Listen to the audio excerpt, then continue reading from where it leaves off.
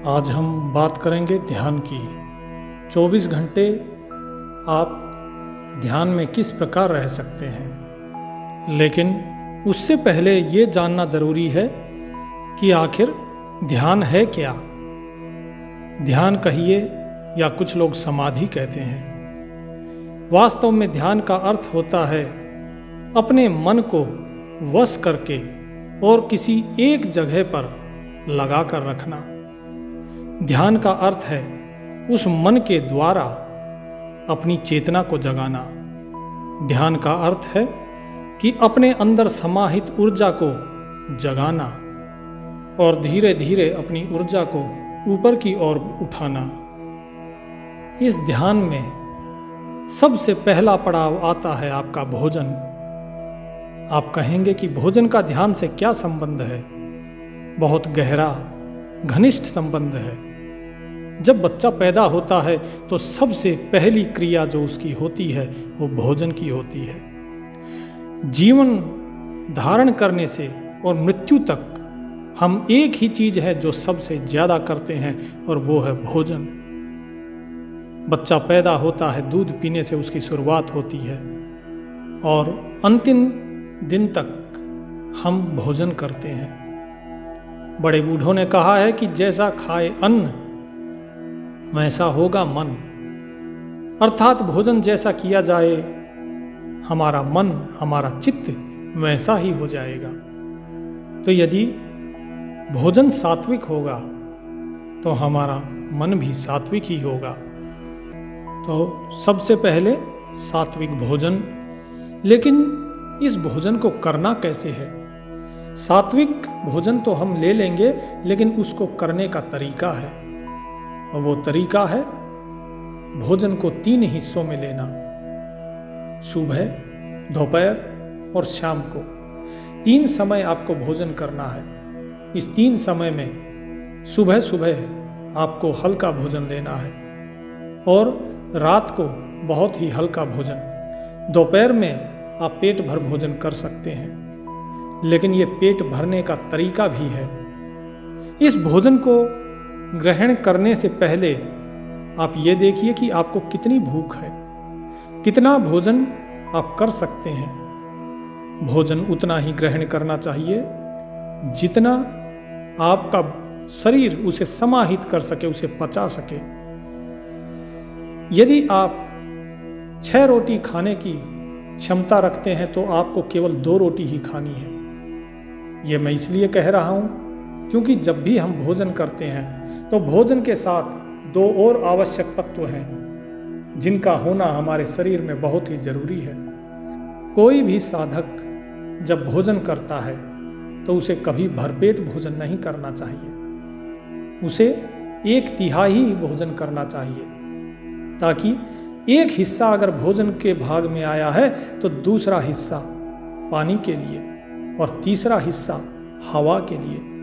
जो हम श्वास लेते हैं वो श्वास हमारे अंदर पेट तक जाती है, हमारी नाभि तक जाती है और फिर वहां से वापस आती है।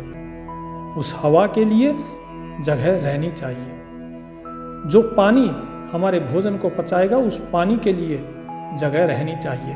तो भोजन आपको 3 समय लेना है और केवल 1/3 हिस्सा ही आपको भोजन करना है और 1/3 पानी और हवा के लिए छोड़ देना है। मनुष्य अपने भोजन, अपनी जिह्वा पर काबू नहीं पा पाता। यदि आपने अपने भोजन पर काबू पा लिया तो आप अपने मन की जो वृत्तियां हैं, जो चंचलता है, उस पर काबू पा लेंगे।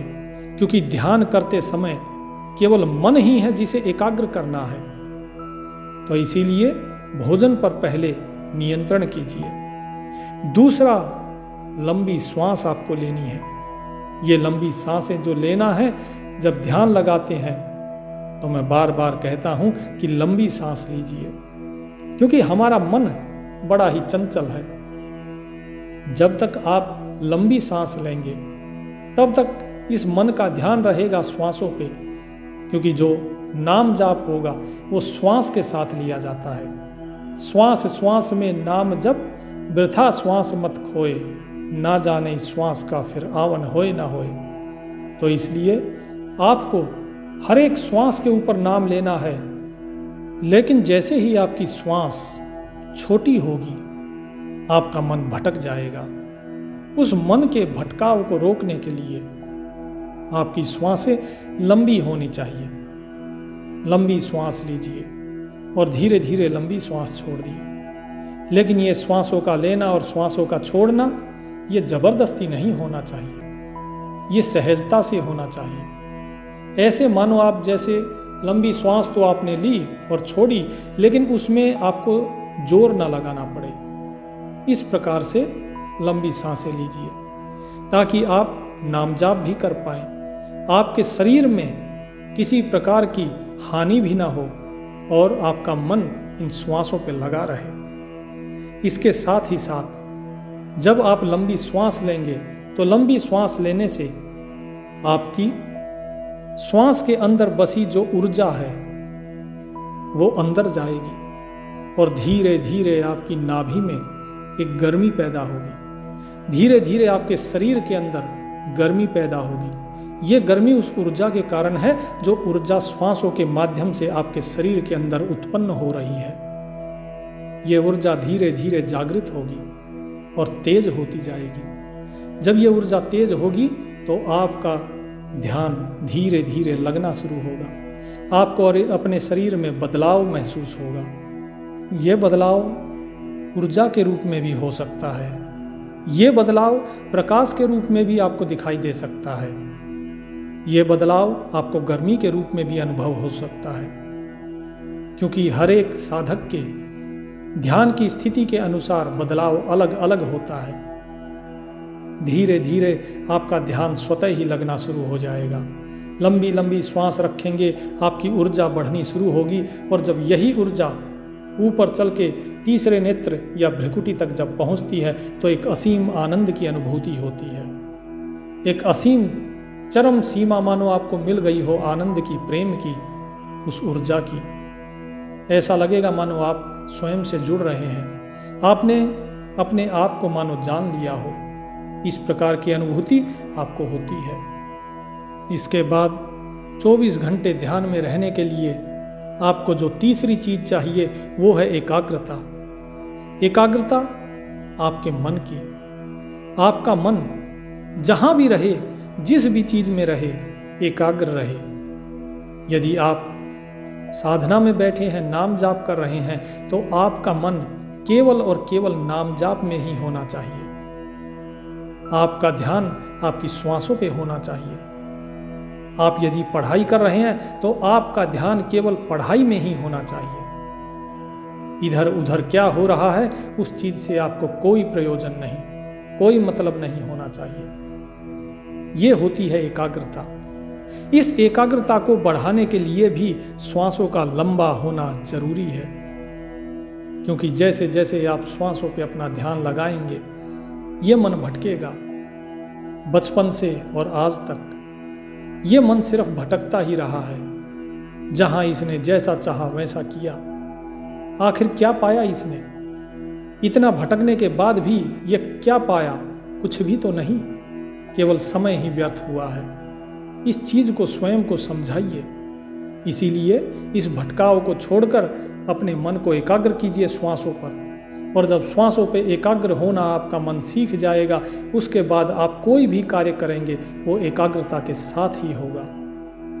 आप अगर किसी जॉब में हैं, वहाँ पर आप अपने मन को कार्य के ऊपर एकाग्र कीजिए, क्योंकि वहाँ पर आप ध्यान पर एकाग्र नहीं कर पाएंगे। वहाँ पर आप अपनी साधना में इस मन को एकाग्र नहीं कर पाएंगे, तो जो भी कार्य आप कर रहे हैं उस पर एकाग्र कीजिए।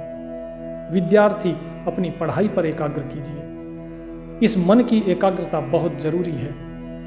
जब आप स्नान करें तो एक एक पड़ती हुई बूंद जो झरने से पड़ रही है उस पर ध्यान दीजिए। आप भोजन कर रहे हैं, एक एक टुकड़ा जो आप खा रहे हैं उस पर ध्यान दीजिए कि आपने उसे चबाया, वो गले से नीचे गया।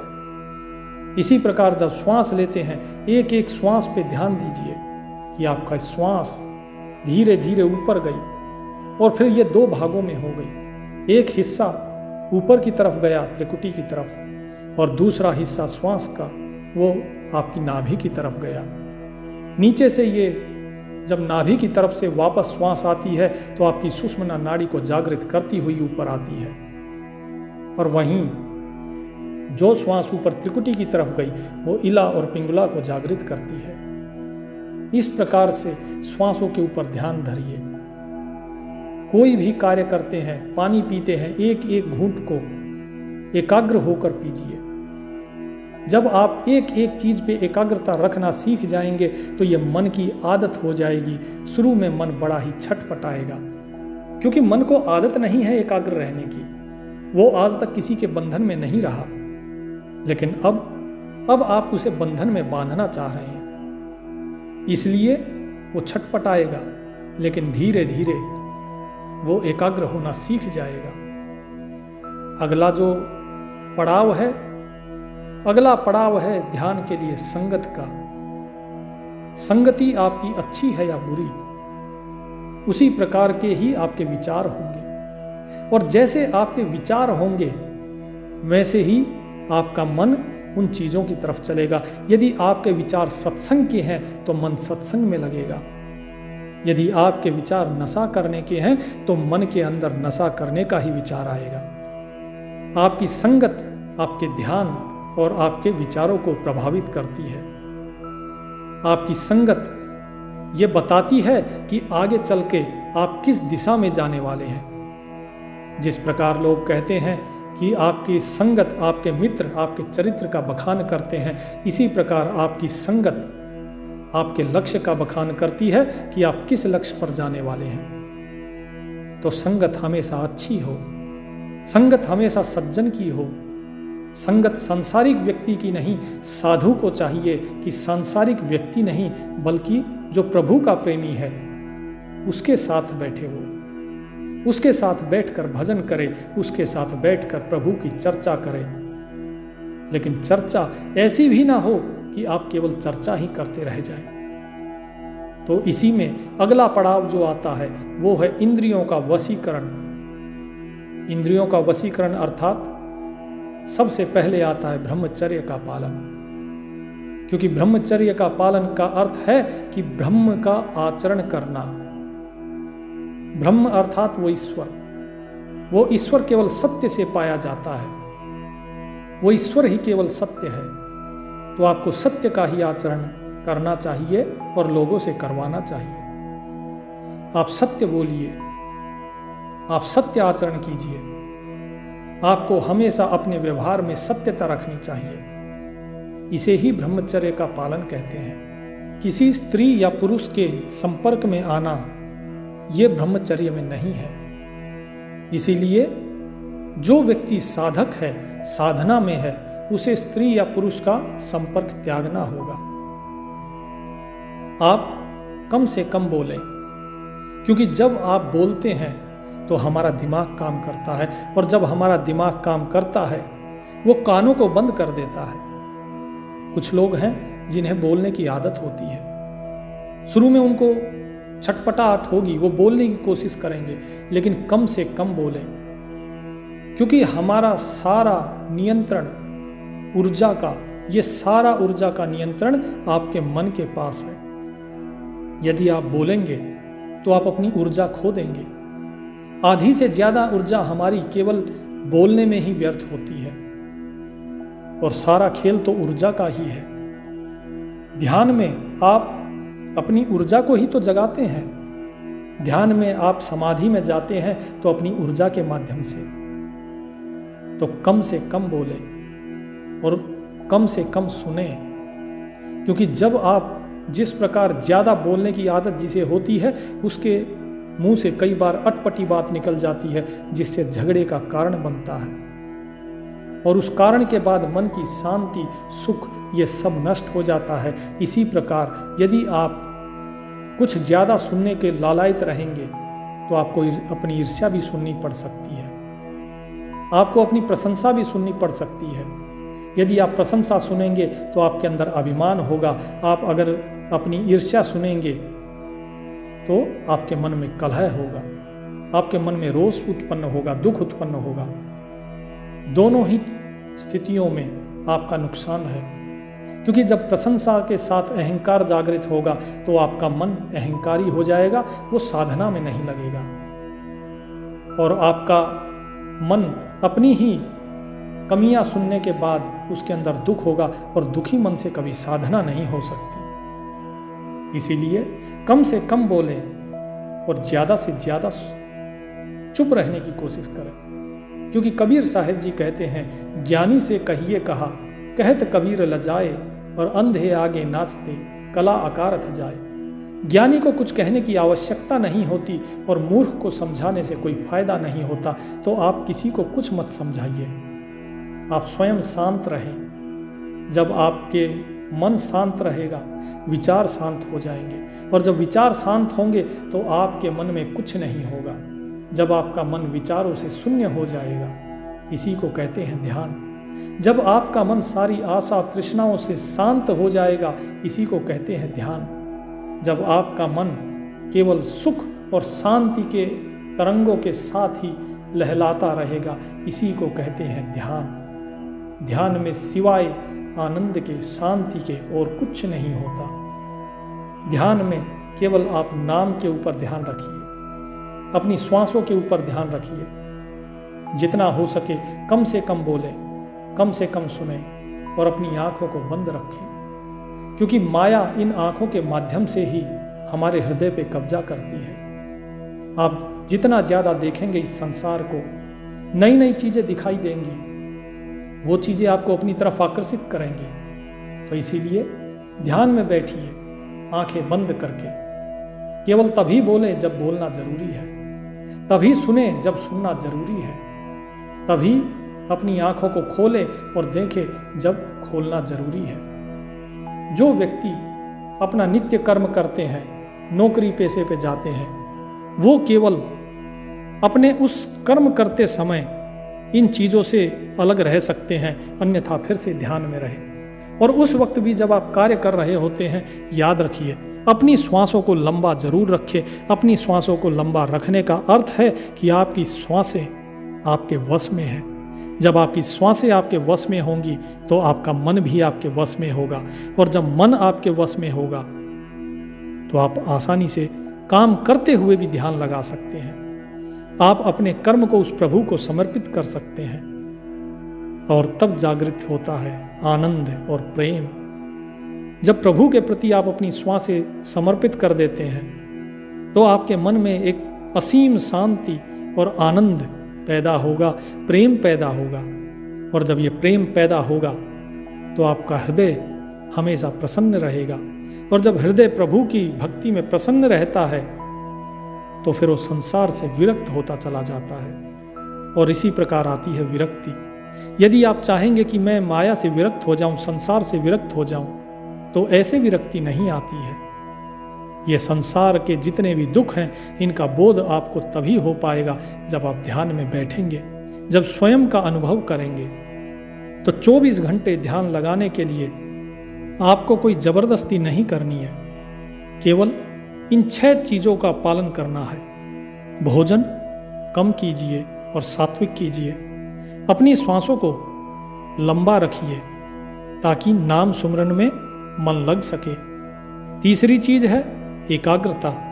अपने मन को एकाग्र कीजिए ताकि जब आप काम करें तो भी आपका मन एकाग्र रहे। आप नहाते हैं तो भी एकाग्र, भोजन कर रहे हैं तो भी एकाग्र, आप भजन कर रहे हैं तो भी एकाग्र, और यदि आप अपना रोजाना का, अपना नौकरी पेशे का कार्य कर रहे हैं तो भी एकाग्र है। तो एकाग्रता बहुत जरूरी है। तीसरी चीज संगति। अच्छे लोगों का संग कीजिए, साधुओं का संग कीजिए, सज्जन लोगों का संग कीजिए। दुराचारी व्यसनी लोगों से दूर रहिए। अपनी इंद्रियों को अपने वश में करें। कम बोलें, कम सुने और कम देखें। जितना हो सके अपने अंदर देखिए, जितना हो सके चुप रहें, जितना हो सके उतना शांत रहें और आनंद और प्रेम में रहिए। क्योंकि जो व्यक्ति स्वयं आनंद और प्रेम में है वही केवल दूसरे के साथ प्रेम पूर्वक व्यवहार कर सकता है।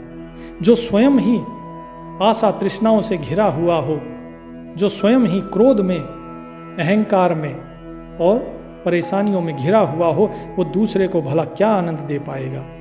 वो किस प्रकार दूसरे की समस्याओं का समाधान कर पाएगा? क्योंकि वो तो स्वयं ही समस्याओं से घिरा हुआ है। और ब्रह्मचर्य का पालन करें, हमेशा सत्य आचरण करें, सत्य भाषण होना चाहिए और सत्य ही कर्म होना चाहिए। तभी आपका मन 24 घंटे ध्यान में रहेगा। इसमें सबसे ज़्यादा महत्वपूर्ण है भोजन, कम बोलना और लंबी श्वास। इन तीनों को अगर आपने साध लिया तो आप एक अच्छे साधक स्वयं ही हो जाएंगे और फिर आप ना चाहते हुए भी स्वयं ही साधना में रहेंगे, स्वयं ही ध्यान में रहेंगे। सत साहिब।